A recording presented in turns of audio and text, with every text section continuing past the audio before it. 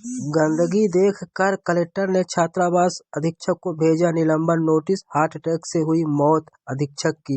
खैर मध्य प्रदेश के रीवा जिले के अंतर्गत छात्रावास अधीक्षक की हार्ट अटैक से मौत हो गई, जहां परिजनों ने आरोप लगाया प्रशासन पर कि लापरवाही के कारण अधीक्षक की जान गई। सुनिए पूरा मामला क्या है।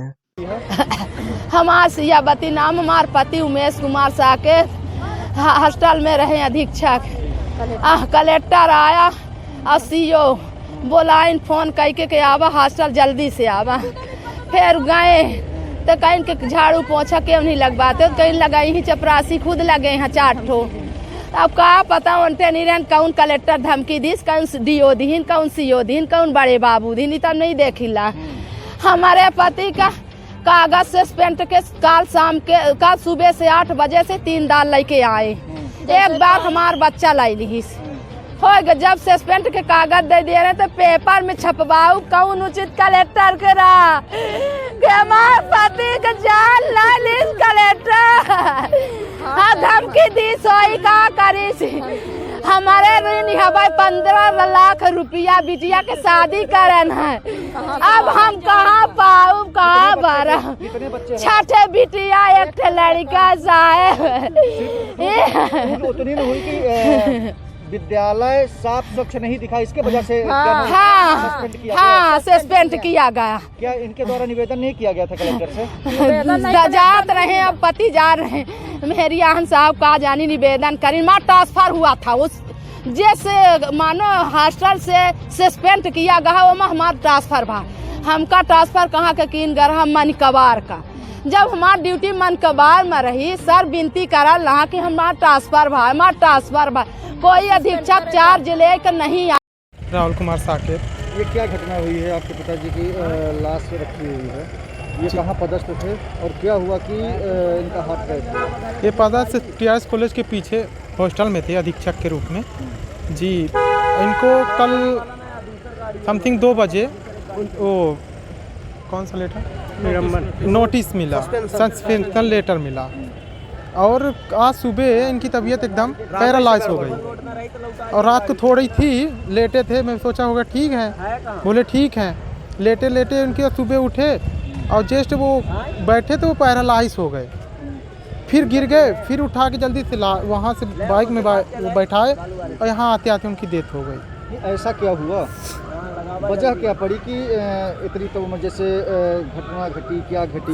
ये वो सस्पेंशन लेटर ही उनकी वजह है। सस्पेंशन जी, उनको जब ही सस्पेंशन लेटर मिला है तभी से उनका मानसिक तनाव, मतलब वो बोलना मिलना जुलना सब वो। सस्पेंशन लेटर किस बात को क्या? साफ सफाई, बस साफ सफाई के बस वजह है। उस निलंबित के पहले तो नोटिस जारी किया जाता नहीं, है? कुछ नहीं जारी किया, सिर्फ सस्पेंशन लेटर तिवारी जिले के एक आए थे ग्रूमय में, हमें था ही और तभी से उनको मतलब कि एकदम बोलना चलना बंद कर दिए थे। सदमा उनको अंदर से लगने लगा था महसूस। फिर हम लोग सोचे कि चलो ऐसे ही होगा, कर सुबह फिर वो एकदम पैरालाइज हो गए। निरीक्षण में कौन गया था? कलेक्टर साहब जी, कलेक्टर साहब की सूचना हम लोगों को प्राप्त हुई है। तो इनके संबंध में पूर्व में दिसंबर 2016 में एक मामला आया था जब बहुत सारे छात्रों ने आकर इनके विरुद्ध शिकायत की थी। तो उसके बाद डीओ ट्राइबल से हम लोग ने जांच कराई थी और एसडीएम साहब खुद गए थे उस जांच में।